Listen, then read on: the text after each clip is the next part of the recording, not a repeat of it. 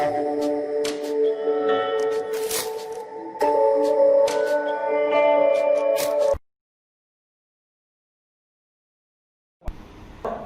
का एक बहुत बड़ा प्लस पॉइंट ये है कि ये आपको आइडियली इनबिल्ट प्रोवाइड करता है, मतलब आपको अलग से किसी भी टाइप के एडिटर की रिक्वायरमेंट नहीं है। पाइथन प्रोवाइड आइडियली, मतलब जहां पर आपको प्रोग्रामिंग करना है वो बाय डिफॉल्ट है।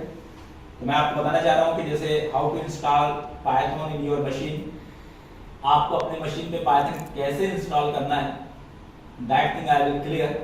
तो सिंपली आप गूगल में जाइए, google.com, और यहां पर आप सिंपल लिखिए पाइथन डाउनलोड फॉर विंडोज। आज के डेट में 90% या 99% स्टूडेंट्स के पास विंडोज ऑपरेटिंग सिस्टम ही है। यदि आपको लिनक्स सिस्टम है तो लिनक्स में भी आप इंस्टॉल कर सकते हो। और यहाँ पर जैसे आप क्लिक करोगे, ये पाइथन का ऑथराइज साइट है, मतलब पाइथन कंपनी का जो कम्युनिटी है पाइथन की, वही इस साइट को डेवलप कर रही है। और इसमें आपको पाइथन, इस पे आप क्लिक करेंगे तो बहुत ही आसानी से आप यहाँ पे देख सकते हो अभी लेटेस्ट वर्जन पाइथन का पाइथन 3.8.5 है।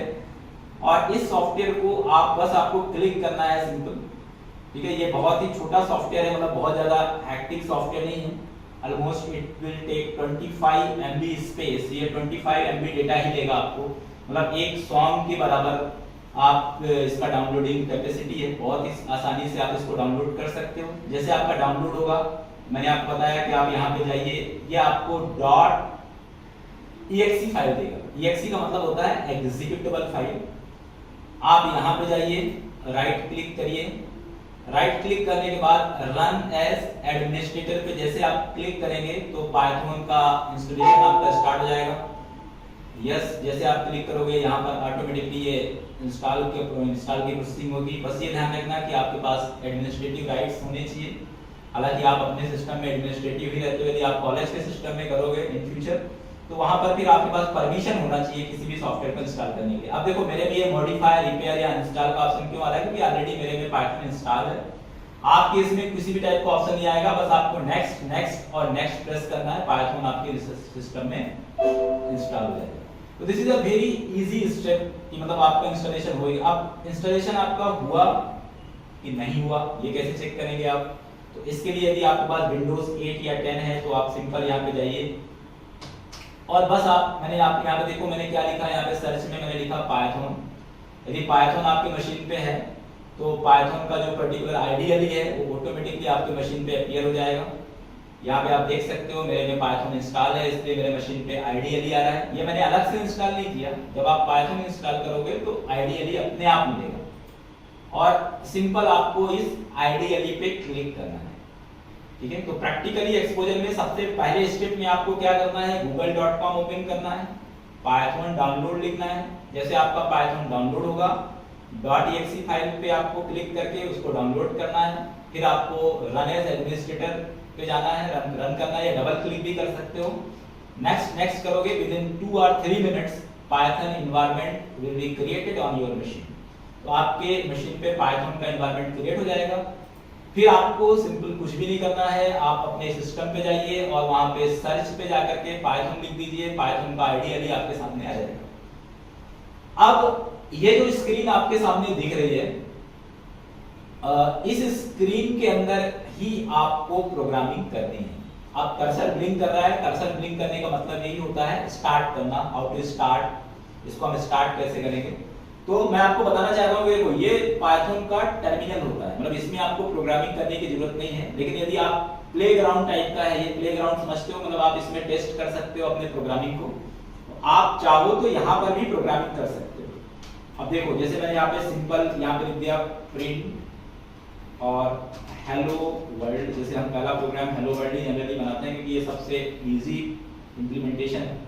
और मैंने यहाँ पे सिंपल सबमिट किया, आप यहाँ पे देख सकते हो कि आपको हेलो वर्ल्ड रिटर्न होके आ रहा है। तो यहाँ पर ये जो एडिटर बनाया गया है ये प्रैक्टिस के लिए बनाया गया है, मतलब आप ये प्लेग्राउंड है, इसमें आप रन एंड एग्जीक्यूट मतलब सॉरी क्रिएट एंड एग्जीक्यूट कर सकते हैं।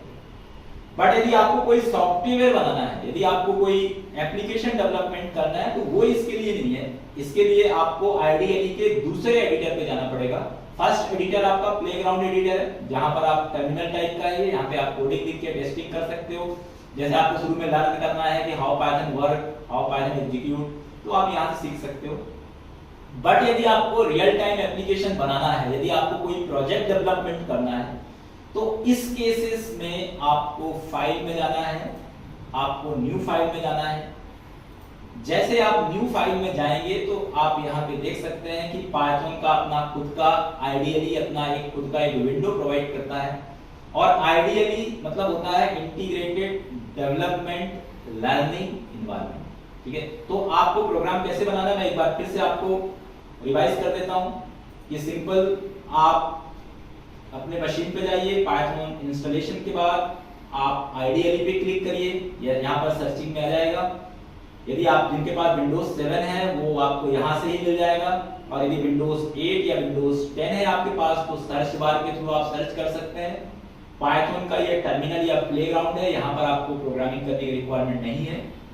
आप फाइल में जाइए, फाइल में जाने के बाद आपको न्यू फाइल ऑप्शन पे जाना है, और यहाँ पर आपको प्रोग्रामिंग करनी है।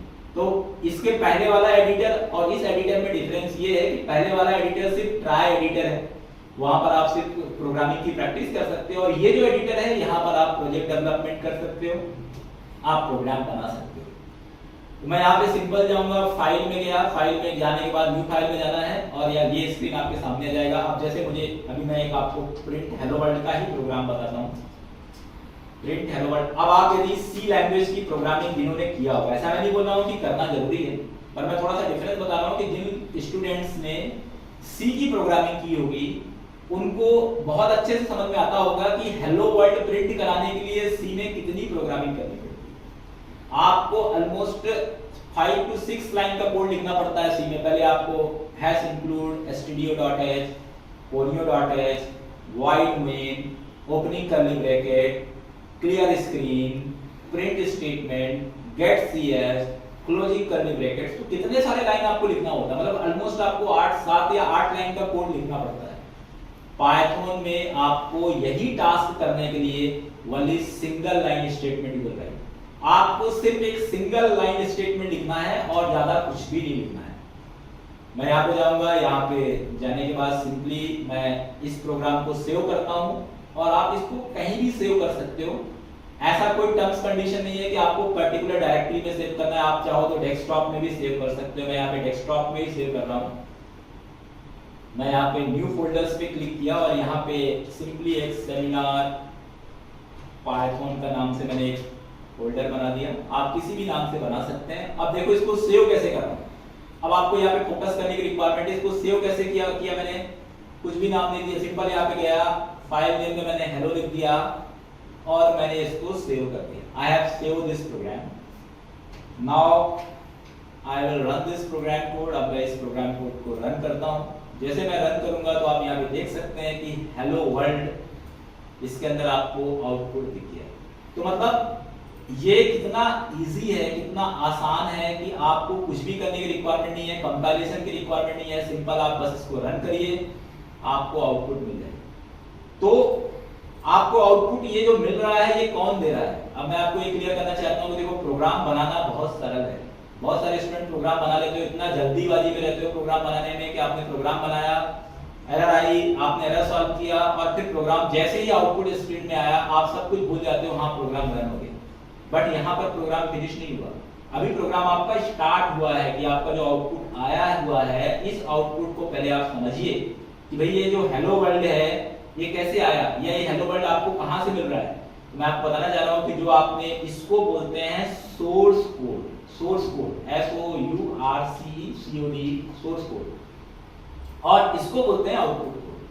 सोर्स कोड का मतलब ये होता है कि ऐसा पर्टिकुलर कोड या ऐसे पर्टिकुलर प्रोग्राम जो आपको पर्टिकुलर जैसे प्रोग्राम जो पर्टिकुलर इंटरप्रेटर या पर्टिकुलर मशीन के लिए डिजाइन किए जाते हैं उसको अपन सोर्स कोड बोलते हैं।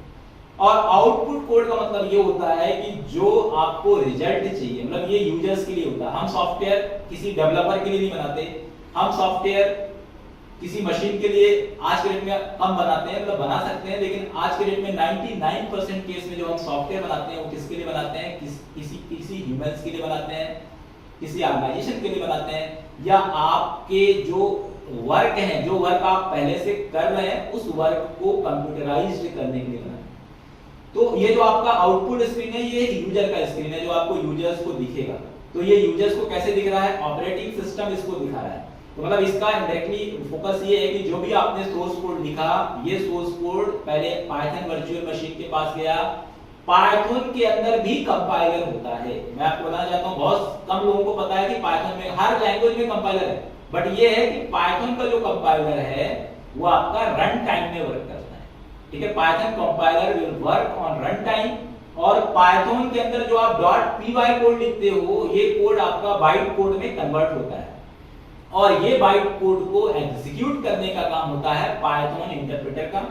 वो इस बाइट कोड को लाइन बाय लाइन पूरा एग्जीक्यूट करेगा, और उसके बाद फिर वो मशीन कोड के फॉर्मेट में ओएस के पास भेजेगा। क्योंकि ऑपरेटिंग सिस्टम, आप किसी भी लैंग्वेज की प्रोग्रामिंग करो, ऑपरेटिंग सिस्टम का जो प्रोग्रामिंग मॉडल है वो फिक्स है। Operating system only understand machine code और बाइनरी कोड। ठीक है, क्योंकि आपने पढ़ा होगा कंप्यूटर्स के अंदर कि कंप्यूटर सिर्फ 0 और 1 समझता है। तो अब आपको ये समझ में आया होगा कि जो हम प्रोग्राम कोड लिखते हैं, ये प्रोग्राम कोड सबसे पहले कंप्यूटर्स के पास कैसे जाता है। ये प्रोग्राम कोड के बीच में दो अलग अलग टाइप के इंटरमीडिएट्स होते हैं। First one is a compiler and second one is a interpreter. Compiler and interpreter both implementation will be managed at run time. Compilation और रन टाइम का जो इंप्लीमेंटेशन है वो पूरा का पूरा पाइथन में रन टाइम में ही होता है। तो ये मैंने आपको एक प्रोग्राम बताया, और इस प्रोग्राम को मैंने बताया कि ये प्रोग्राम किस तरीके से ऑपरेटिंग सिस्टम के थ्रू आउटपुट जनरेट करता है। तो ये हेलो वर्ल्ड आपको ऑपरेटिंग सिस्टम रिटर्न करके दे रहा है, जो आपको स्क्रीन में दिख रहा है।